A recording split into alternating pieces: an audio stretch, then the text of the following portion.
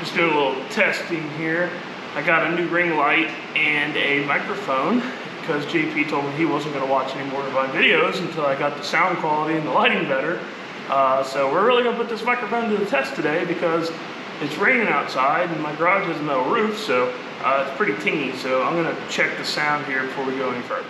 Okay, so that last sound was pretty horrible, so this is test number 2 to see if the sound is any better.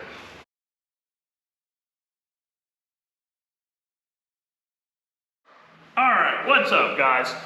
Today we are going to talk about tires. There's a lot to unpack with tires, so this is probably going to be a 2-part video, but jumping right in. Let's start by identifying some terminology with tires.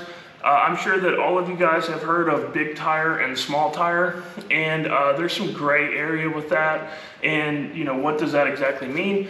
So a big tire is pretty much, and this, there's a little bit of a gray area here between small tire and big tire, but in my opinion, anything bigger than a 315 radial, which is what I run on my truck here, or a 29.5 10.5W tire, I'm considering that a big tire. Anything bigger than that. So 32.14 and on up, 31 10.5W, those are all what I would consider a big tire. And we'll get into how you treat a big tire versus a small tire a little bit later in the video. But anything 29.5, 10.5W and smaller is a small tire. So when we're talking 4-wheel drive diesel trucks here, for the most part, with the exception of a couple weird combos like a VP or maybe even a VE setup to where you're super RPM limited and you need a taller tire, everything that we're going to do with a 4-wheel drive is going to be 29.5, 10.5W or 315 radial and smaller. So we're going to mainly talk about small tires today. So one of the big differences between a big tire and a small tire is a big tire is a big floppy tire.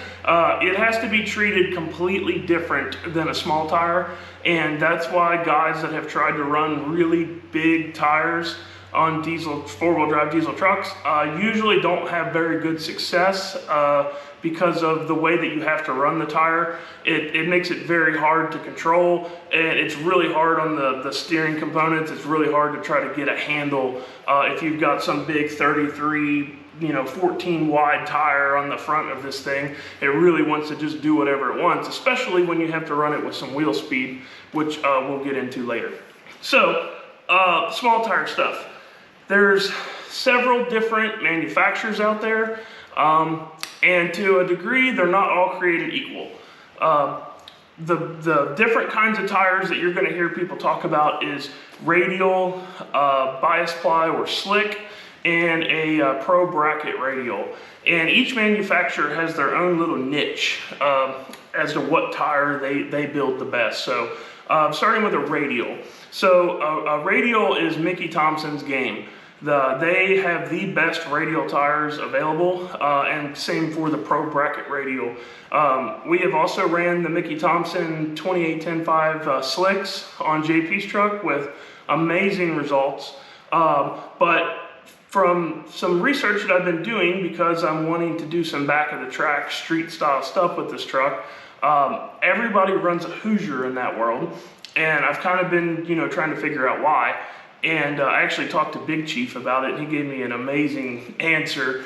And essentially the Hoosier seems to be the way to go if you're running slick tire on crap surface. So I've got a set of Hoosier 28-10.5s here, non-Ws, that we're going to put on my truck and see how they do.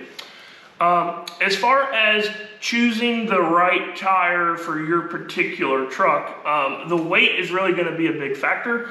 The kind of surface that you run on is going to be a big factor. Obviously the horsepower that you make, and ultimately what you're limited to by your wheel size. A lot of 3rd gen trucks, let's say, because it seems like 3rd gens are the most popular race trucks now, with stock brakes you cannot run a 15-inch wheel. So when you can't run a 15-inch wheel, you've pretty much taken all of your tire options and threw them away, and you're now very, very limited. I know some guys can clear a 16-inch wheel, but even with a 16, you don't really have many options. Back in the day, people used to run an M&H Racemaster 3014 cheater slick, because that was really the only option back then, because there wasn't, you know, back in the early days of drag racing, diesel trucks, there weren't really a lot of brake options out there. Guys were using stock brakes and they couldn't clear 15-inch wheels, so that particular tire was the only option that they had in a 16-inch wheel. And while you can go plenty fast on that tire, because it is a 3014, you're kind of getting into that big tire gray area territory where you've got a lot of sidewall there, and it starts getting hard to control. So, you know, I would say that if you're a third gen and you're limited to stock brakes, what seems to work really good is that Hoosier DR12, I think it is. It's for an 18-inch wheel. They might even make it for a 17. A lot of guys have ran it. I believe it's a 29.5 tall tire. It doesn't have a lot of sidewall because you're running such a big rim, so you're kind of limited to the wrinkle of the sidewall and what you're able to do with that. But I've heard guys have gone mid 130, 60 foots on that tire, so that's really, really good, especially if you have a 6,500 pound truck. So that would definitely be a tire to look into. If you have a truck that is really any more weight than 5,500, 6,000 plus, a Radial would be the only tire that I would look at. And that's because, like we've talked about in the previous videos, of the available weight that you're going to have to put on that tire. It is going to really smash that tire. And a Radial tire is constructed differently than a bias ply slick. It is actually built more like your car tire or your stock truck tire. It's a steel belted tire. It has a really, really stiff sidewall, so it can take a lot of load. And on a really good surface, there's nothing that can be accelerated the way that a Radial can be accelerated. So if you have a heavy truck, that's definitely the way that I would want to go with it. Now, the downfall with a Radial is that they are surface finicky. So what I mean by that is they were designed to be ran on a fly paper racetrack with gallons and gallons and gallons of VHT, a really nice surface to start with, and then they glue the crap out of it so you can really just shove the power in those things. Radial vs. the World at its height was outrunning pro mod, you know, big tire cars because of just the way that you could run the Radial tire. The Radial tire also has less rolling resistance because of its construction. So you can actually go faster on a Radial as long as you can keep it stuck. You have to keep the tire stuck from the start all the way through the run. As to where a slick, you actually can't run it that way on a big tire slick because it'll waffle the tire. It'll basically try to fold the tire up and it'll shake, and you can't run a slick on a Radial tire track. So the in-between of a Radial and a slick, for guys that say wanted to run a Radial tire because they are faster, but they didn't necessarily have South Georgia prep or Jason Miller prep to go run on all the time, Mickey Thompson came out with a Pro Bracket Radial. And so what that is, you'll hear it sometimes referred to as a slick Radial because it is a Radial tire construction with a slick compound. The compound of the tire is what's going to make it sticky and is going to dictate, you know, how much prep you do or don't need based on the compound. So the Pro Bracket was a really nice in between. The Radial tire won't take any wheel speed, and what I mean by wheel speed is this tire outrunning the speed of the vehicle. So if you slow mode a vehicle and say it had a Hoosier on it, you could see the Hoosier. If the Hoosier is turning faster than the vehicle's going forward, that's what us race car guys consider wheel speed. That's what wheel speed is. And it's excessive wheel speed. It's more wheel speed than keeping the tire dead hooked. Dead hooked means that you are sticking the tire and it's never spinning the whole run. There is absolutely no slip between the surface and the tire. It is stuck and gone. And that's how you have to treat a Radial. So the Pro Bracket gave you a buffer zone. So if you weren't on the greatest surface, you could run the Pro Bracket because it had the slick compound, and they'll actually take a little bit of wheel speed. So if you get into a situation where you do spin a little bit, the Radial will just zoom, it'll just zing the tire. The Pro Bracket will actually black track and go down the racetrack. And essentially what black track means is it's spinning the tire the whole way, but it's not spinning it to the point where it's blowing the tire off. It's actually maintaining momentum forward. So the Pro Bracket is a great in between for the slick and the Radial.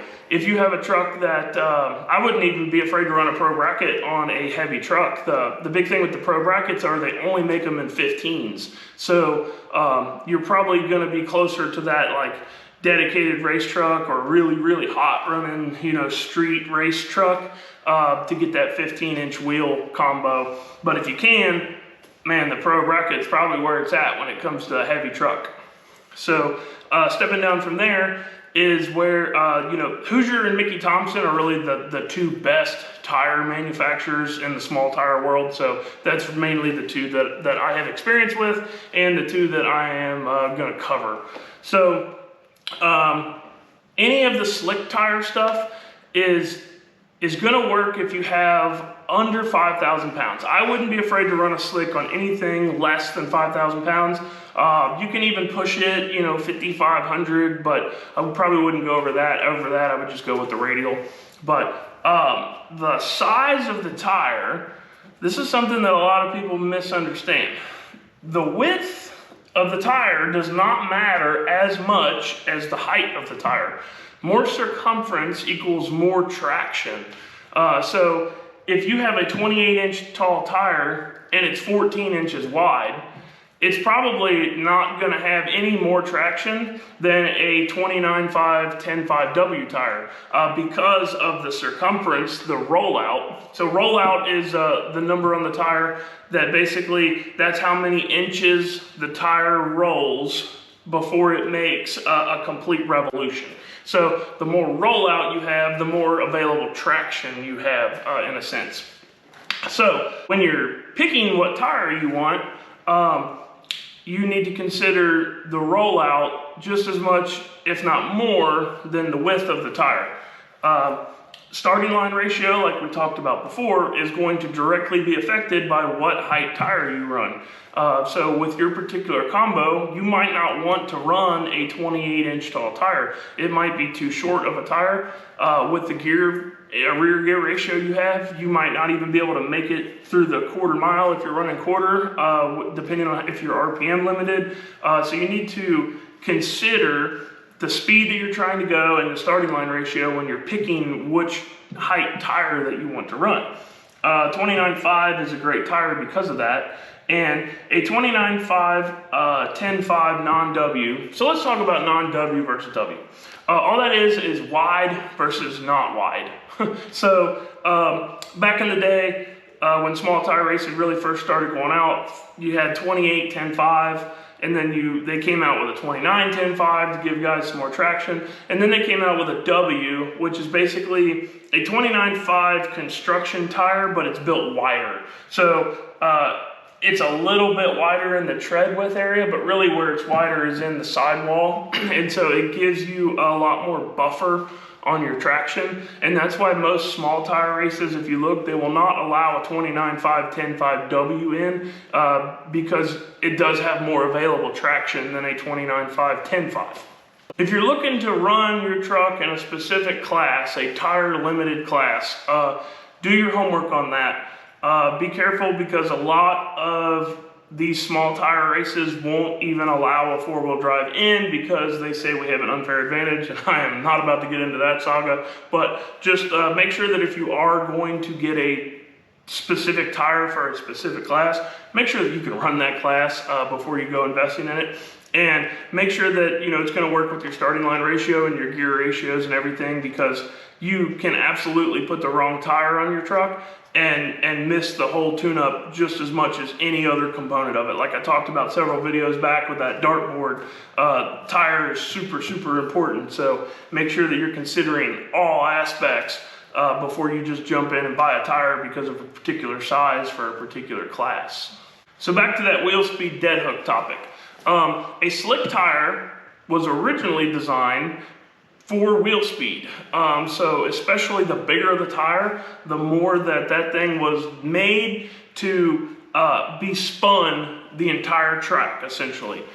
When you get into the small tire stuff though, you can treat it quite a bit differently because you don't have as much big floppy tire there to get away from you to really get upset. So you can treat this more like a radial, and you can actually keep it dead hooked, and you can go really fast like that.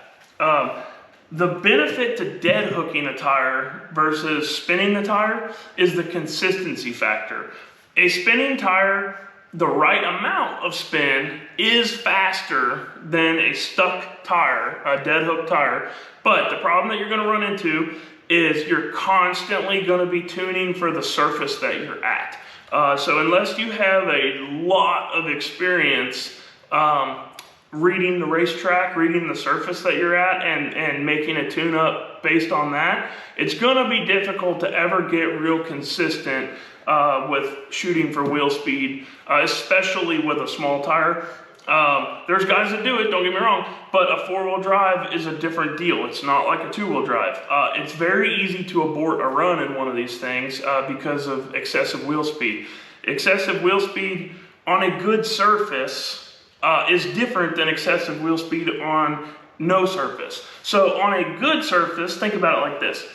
When the tire is spinning and you have a really good surface there, that means you put a lot of power in the truck to make it spin. At some point during the run, it's gonna regain traction. Now on a good surface, it's gonna regain traction hard. If you've ever done a burnout in a slick tire car at a really good racetrack and you let out of the burnout and it starts the tire, you can kind of understand the forces that are at work there. So imagine when you're going down the track and this thing is spinning, at some point it's gonna hook, it's gonna regain traction. And when it does, with the four-wheel drive, a lot of times it'll steer one way or another on you. And it's really hard to control. And that's why you'll see guys that'll make a really nice clean run on a marginal surface, but then they get on a really good surface and they can't get down because the truck's doing stupid stuff. And that's because of the wheel speed. So if you set it up to dead hook it, you can actually then go to any surface and get down. Because you're no longer tuning to the surface, you're back to, like I said before, you're just tuning to the tire. All you're doing is making the tire happy, keeping it stuck, and it doesn't matter if you're on your Friday night little local bracket track that's doing a little Friday Night Frenzy. You can get down that track, or you could go to South Georgia or Jason Miller's event with the best prep in the world, and you'll get down that track too, because you don't have to worry about upsetting this tire, making it spin and driving it back into traction. Now on the crappy surface stuff where there's no glue down and there's no rubber, so essentially like the street or the back of the track or whatnot, it's gonna be really hard for you to ever go really fast with keeping the tire dead hooked, because in order to keep the tire dead hooked on no surface like that, it can't be fast. You can't really put much power in it. A lot of those guys are running, you know, depends on the surface, but like a lot of those guys are running like 6.0s. Because you just can't, there's only so much you can do when there's no surface there. You know, there's only so much that this tire can physically do. So in that situation, a little bit of wheel speed, manageable wheel speed, will actually benefit you because now you can kind of use the tire a little bit more like how it was designed for.